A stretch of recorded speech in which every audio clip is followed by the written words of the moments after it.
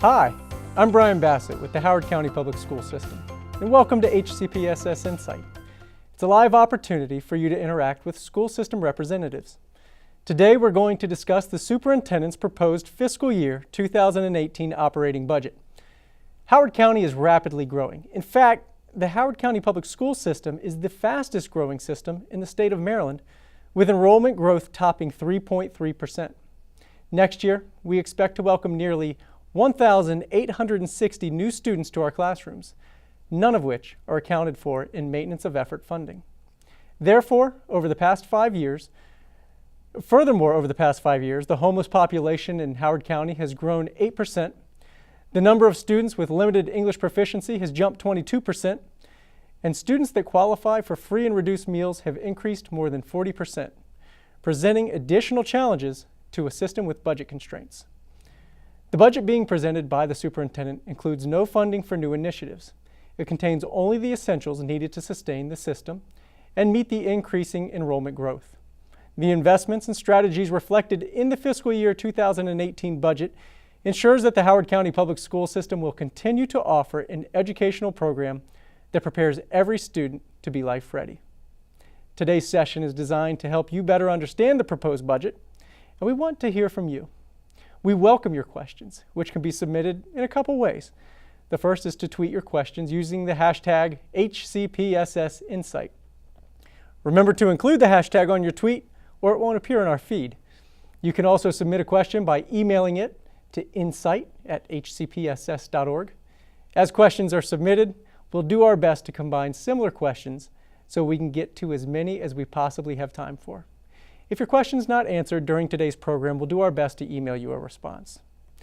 With me today is Beverly Davis, the Chief Financial Officer for the Howard County Public School System, and Frank Eastham, Executive Director of School Improvement and Administration for the Howard County Public School System. Bev and Frank, welcome and thank you for joining me. Thank you. So Bev, let's jump right in. What is the superintendent's total budget and how much has it increased from last year? So the total budget request for FY18 proposed is $868.9 million. Mm-hmm. That represents a $60.5 million increase over FY17's budget request. That's a 7.5% increase over the current year's budget. Over the actual current year's budget? Over the FY17 approved budget, okay. Correct. What were some of Dr. Foos's key priorities in this budget? Key priorities, you did a great overview of really both the challenges and then impacts on the budget. And then, but in terms of what were the priorities, one of the first priorities was honoring the negotiated agreements. The board is in the second year of a 2-year signed contracts with the negotiated bargaining units. Mm-hmm. So this budget includes funding for the salaries and benefits agreed to in those contracts. The budget also provides for the rapid enrollment growth that you spoke to. We have to have the additional teachers and supplies and resources to meet the growing enrollment that we have. And then finally, sustaining the budget. You mentioned it, there's no new initiatives, it's just sustaining what's in place today. Are there any other sort of major budgetary factors for this year's budget? So in addition to the enrollment growth, and that is a big impact, Sure. Another impact on the budget, and it's an impact we have every year, is continuing to provide pre-K education. We currently have over 1,300 students we serve in the pre-K programs. That's $13.9 million in the budget, and that's funding that is not included in any of the state or county formula-driven funding. So basically the state does not give us any funding for the pre-K education. There's not a per pupil allocation? None for pre-K, and the county is not required to either. So those are costs that it's built-in structural difference in what our budget begins at with that. Another structural difference we have is the state teacher's pension. The state shifted the teacher pension costs. These were costs that the state had borne for years. They shifted these costs to the local jurisdictions, all the local school districts, without any revenues coming with them. So the FY18 budget includes $22.4 million to pay teacher pension costs. But again, there's no revenue coming from the state to cover these. So those are among them. The budget includes about $2.9 million to restore cuts to maintenance and operations to address building needs. And again, we've been through really maintenance of effort budgets for a number of years, and then significant enrollment growth driving new schools and additional costs the last few years. And we've taken cuts in that area year over year. So there's a small increase to cover those needs as well. I'd like to share, give you a break here for a second. What I've got here is the Citizens Guide. You can see this, the Citizens Guide for the operating budget. This is an outstanding document. It's online. It's at www.hcpss.org. And really, I think a lot of the questions that we'll be asking today are covered in this document. So I encourage you to pick this up and you can follow along. It helped me tremendously preparing for this interview, preparing my questions. Okay, so funding for the budget. How is our budget funded? So our budget is, our primary funding source is our county government. This year, the request from the county in the proposed budget is $622.6 million. That represents 71.6% of the requested budget.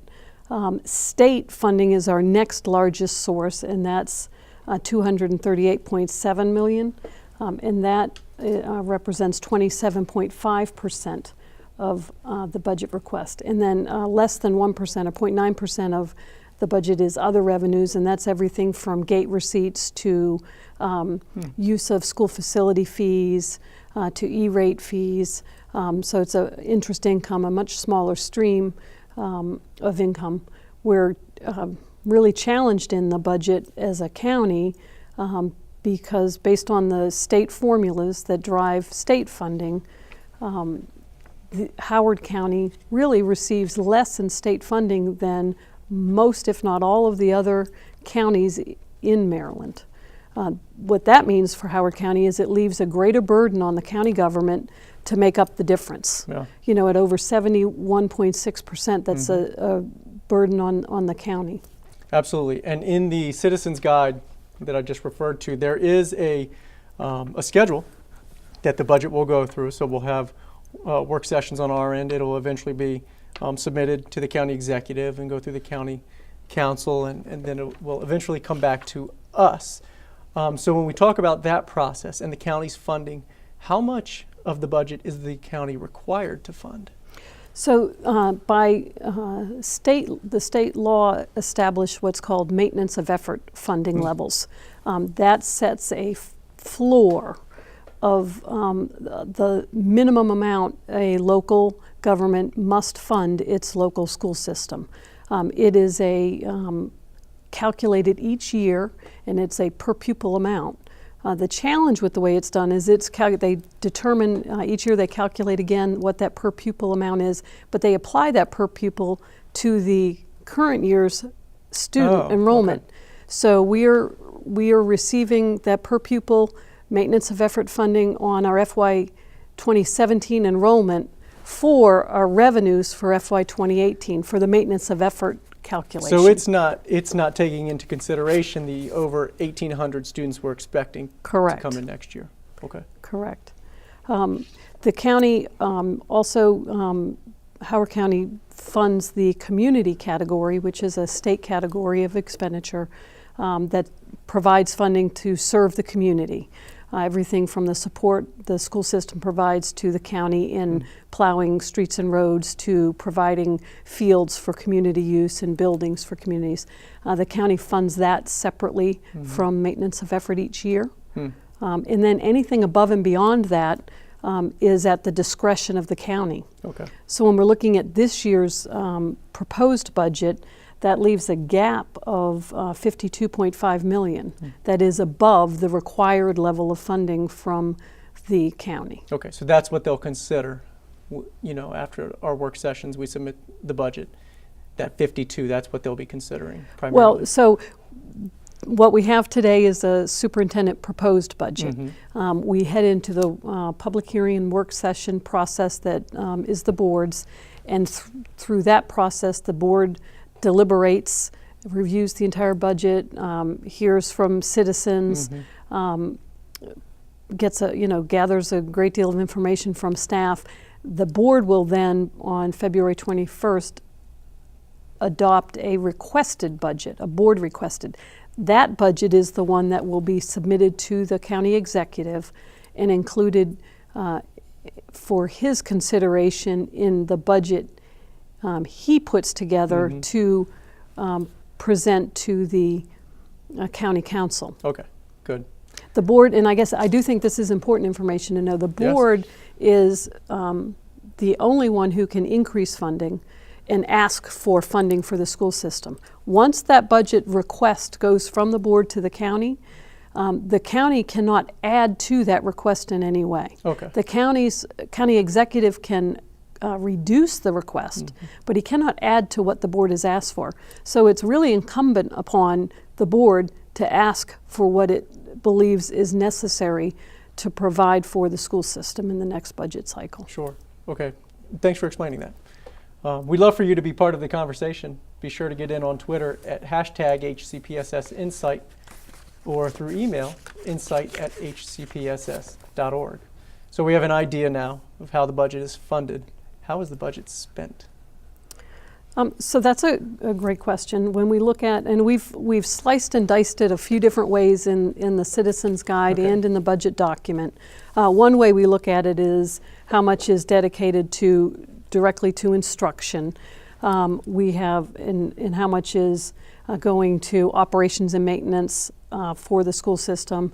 When we look at it in that way, 80% of the budget, so out of that $868.9 million, $691.3 million is directed directly to instruction and teaching materials. So it's basically directed to the students in the schools and supporting our teachers and being able to provide them their services.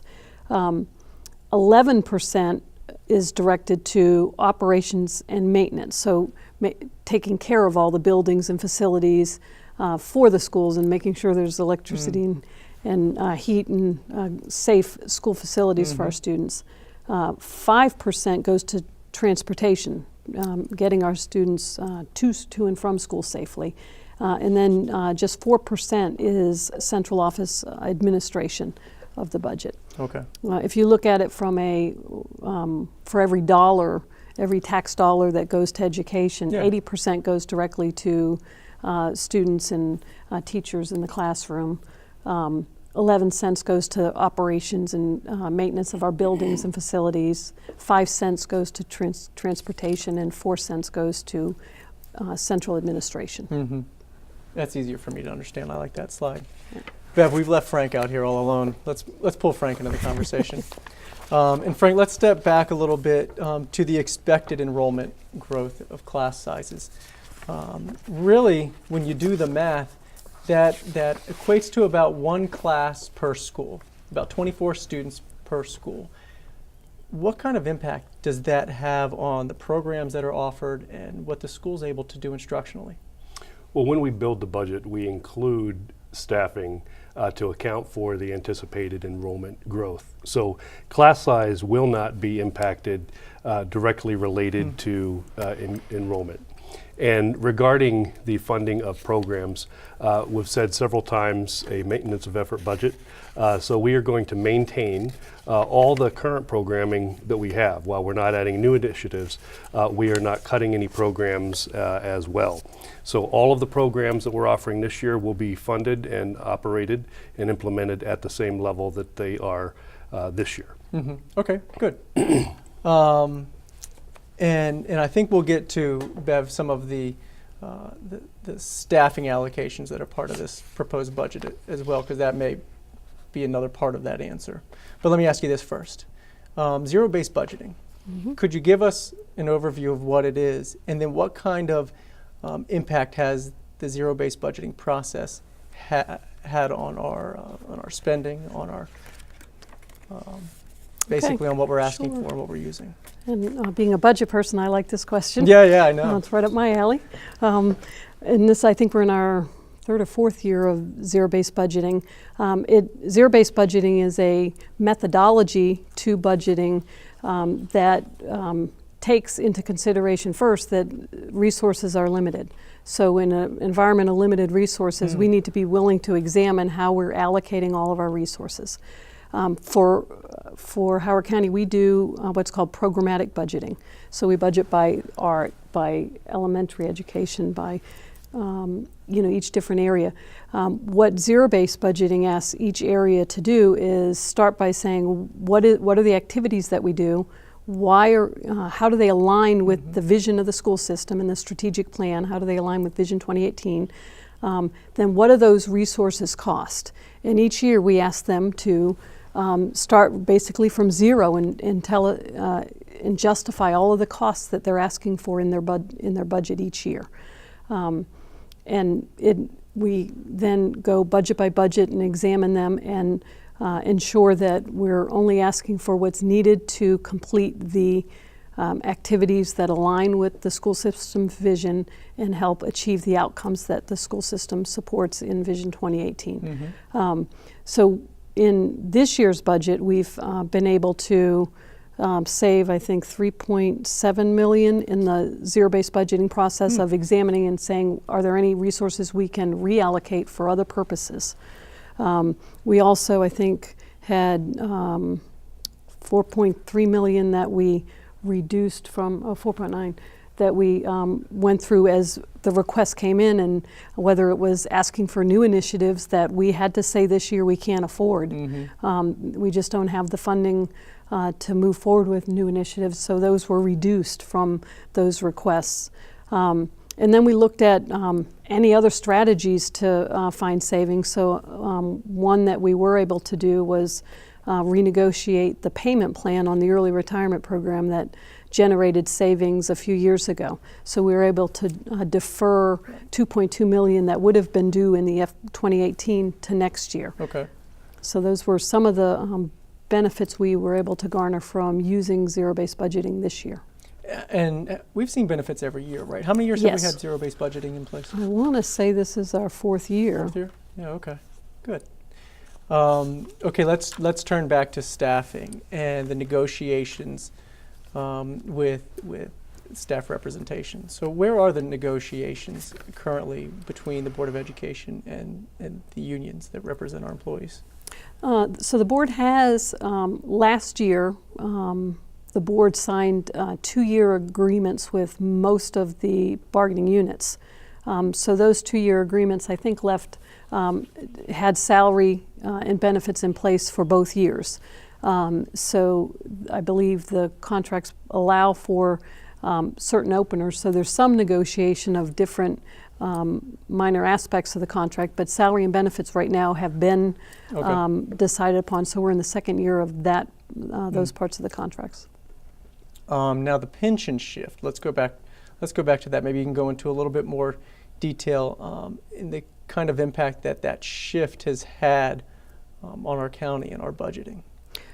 Well, I don't think it can be understated or overstated. It's been significant. It's been significant on all of the school systems in Maryland. And I think when we see other counties that have presented their budgets already this year, whether it's Prince George's County or Montgomery County, and we're with them facing funding challenges because of that structural deficit created by that pension shift that sent those costs to us. So it's, again, we're funding $22.4 million to teachers' pension with no revenues that came with it. That's $22.4 million that if the state were still funding it, could be spent for other things, for the initiatives in this budget. It would reduce the amount that we are over maintenance of effort in the request. But we have to meet that obligation now. That is an obligation for the board, and it must be budgeted for and paid each year. Frank, I mentioned this briefly in the open, but there are trends that we're seeing in terms of increase in student enrollment in free and reduced meal plan. and students needing special education services. What are some of those trends that we're seeing, and what kind of impact are they having in our classrooms or on staffing models? Sure. Well, as you mentioned, we are the fastest growing county in the state right now. And our county has continued to grow over the years, but we're not just growing, we're changing. The population of students who are entering our system are different than they were 20 years ago, 30 years ago, but even 5 years ago.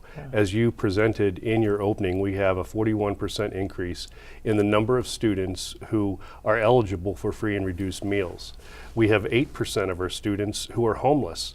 Oftentimes when people think of Howard County, they think of the third richest county in the nation. And they see all of these resources and this tremendous tax base, and they think that we have unlimited funds to spend on our students. And the fact is, every jurisdiction has a finite amount of funds that can be spent. And so we have to make sure that we can include in our budget programs that ensure that we can meet the needs of all of our students, whether they're students who are coming to us with limited English proficiency, whether students who are coming to us with financial impacts. We have a number of students. We are known for our special education programs, and students come to Howard County for our programming. And we have to make sure that we adjust the budget to meet the needs of those students and that growth. So we have to really continue to adapt and modify the resources that we provide in our schools so that we can meet the individual needs of all of our students. And Bev, how do we do that? That has to have an impact on the budget. How do we account for that? Well, in terms of the budgeting and the programs, I think that Frank just spoke to that. Each area requests in their budget what's needed to meet the projected growth and the students that they'll be serving in the next year. So the costs to serve all the students is spread across all of the programs in the programmatic budgets. In terms of the funding side, the state formula accounts for separate funding buckets, if you will, for limited English proficiency or special education services, some for transportation. So they adjust for that. I think one of the things that's challenging for Howard County, again, we showed a slide earlier that showed the state funding. The state funding for FY 2018 is only going up 1.5%. Despite all the growth we have. And it's only going up in terms of dollars, it's only going up 3.5 million. You know, that again is why we have such a challenge in for the county in funding the school system's needs, is we really don't have the level of funding coming from the state to Howard County that other jurisdictions receive. We still want to hear from you. You can get in through Twitter at #HCPSSinsight or by emailing us at insight@hcpss.org. And even if you don't catch this broadcast live, you can still connect with us in those ways, and ways that you can find in the Citizens Guide. There's plenty of ways to connect with the Board of Education, with system staff, with the Budget Office, and the County Council and County Executive. But if you'd like to connect with us, do so through Twitter or email, and we'll get back to you. Or if you can get in live, we'll answer your question right here. Okay, so Frank, does this budget have any impact on staff positions? Absolutely. Well, as we said, we have increased enrollment. And with that enrollment, we have to ensure that we have enough instructional positions in our classrooms, as well as support services. We talked briefly about the changing population of our county, and we have to make sure that we provide for the special education needs, the ESOL needs, the health needs that we have for our students. So we, for this budget, are requesting 123.9 new positions. Those include teacher positions for elementary schools, middle schools, and high schools, as well as support staff like nurses, ESOL teachers, counselors. And we are opening up a new school next year, Elementary School 42, and we had to ensure that we had staffing beginning for that school. We will be hiring a principal and a principal secretary so that they can take care of all of the necessary work that's needed to open that school. And we'll be, due to enrollment, increasing our assistant principals as well. Now, correct me if I'm wrong, Bev, I saw in the budget there is a $1 million allocation for the new elementary school.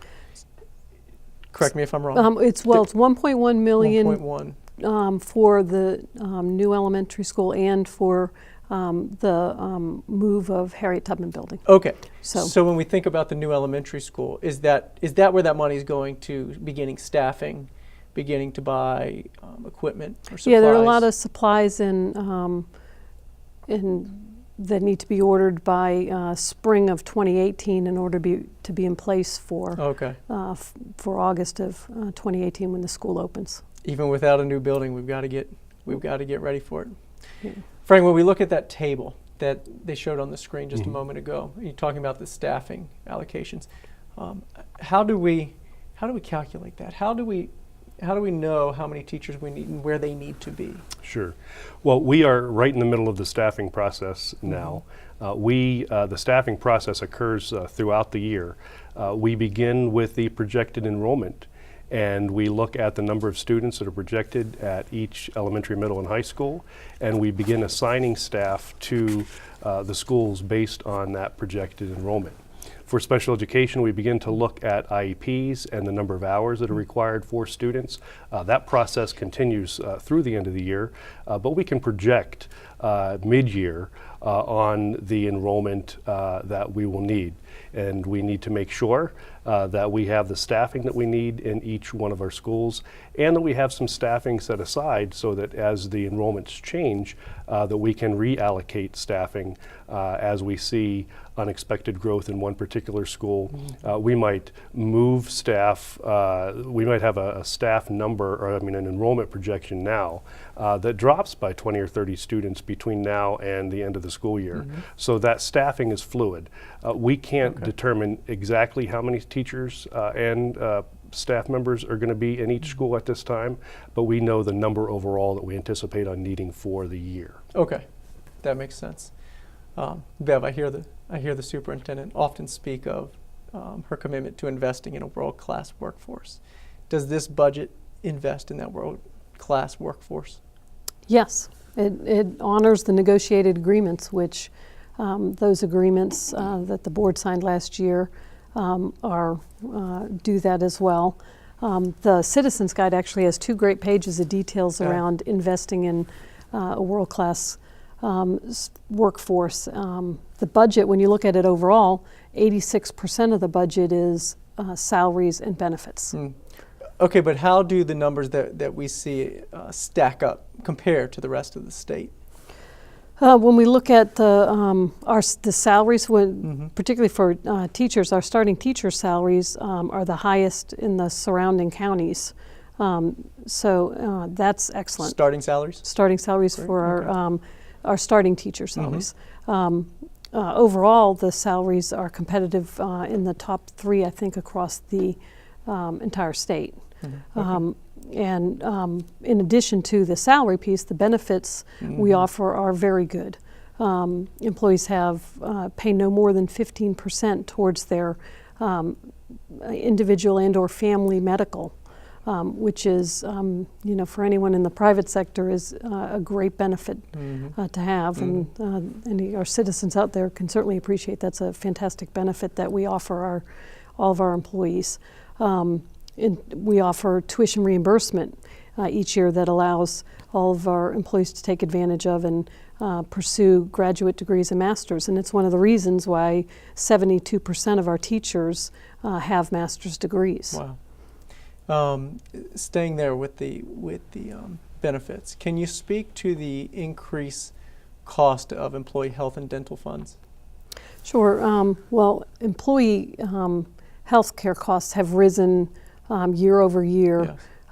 We've been projecting a deficit in the employee health fund for a few years. In FY16, we actually hit a deficit, so that fund now has a $16.5 million deficit. The board, again, when employees only pay 15%, the board has to cover the majority of the cost of employee health benefits. And this budget increases the board's contribution to employee benefits by $36.3 million, I think, is the total this year.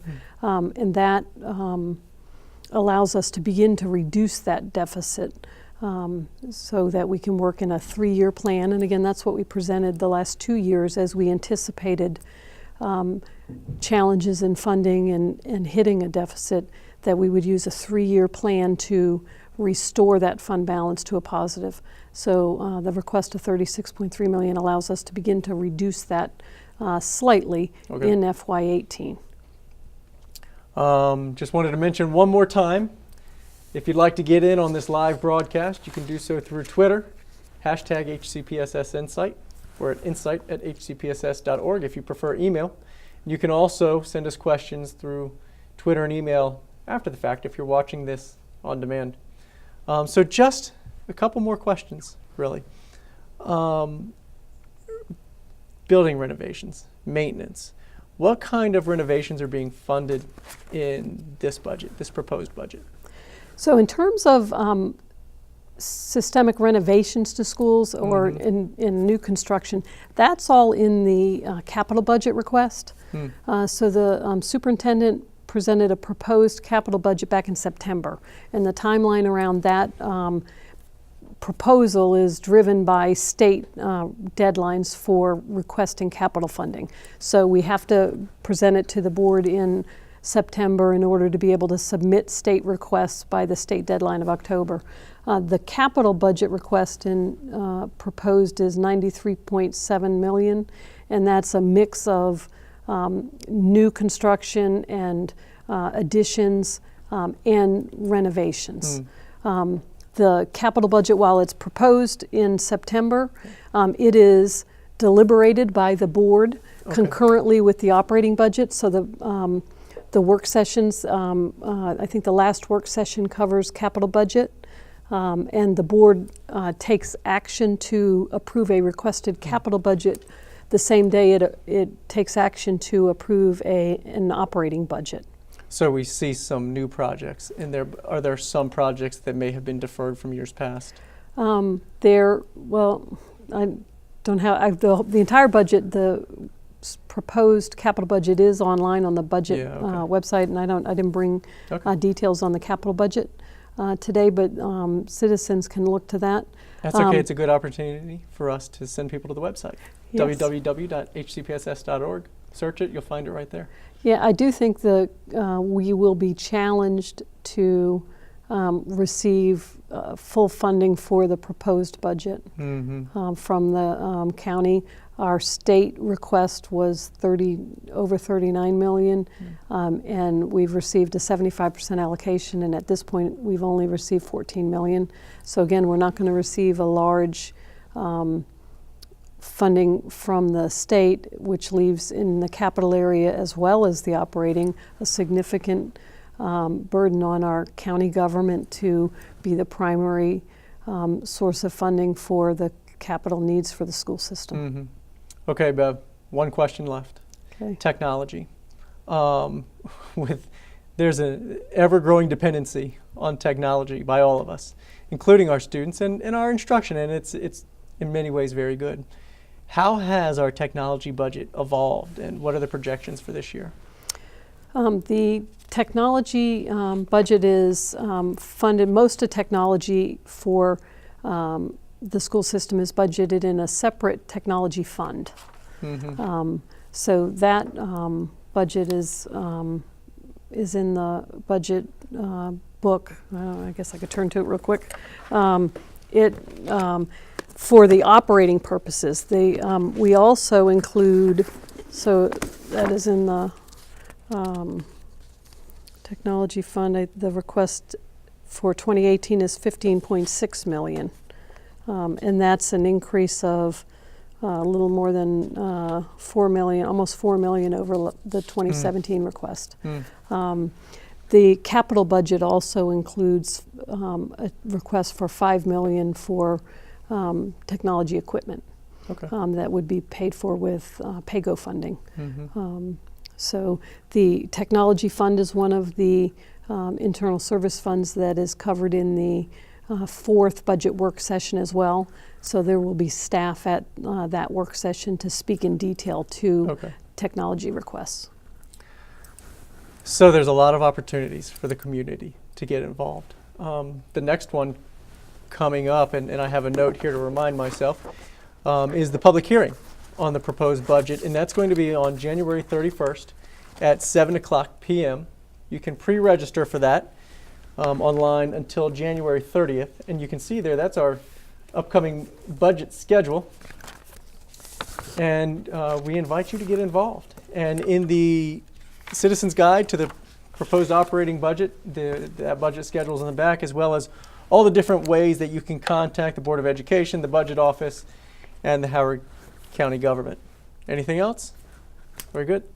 Thank you both for joining me today. Thank you. I appreciate all of your insights. So that's all the questions that we have time for today. I'd like to thank all of you who joined us and submitted questions. And thank you, Bev and Frank, for providing the Howard County community with the information they need to better understand the superintendent's proposed fiscal year 2018 operating budget. Finally, thank you to the outstanding team of people we have working here behind the scenes of HCPSS Insight. I encourage you to visit the HCPSS website at www.hcpss.org, where you will find a Citizen's Guide to the Budget, a schedule of budget work sessions, the full budget proposal, and much, much more. So, on behalf of Beverly Davis, Frank Eastham, and everyone who participated in today's HCPSS Insight, I'm Brian Bassett. Thank you for joining us.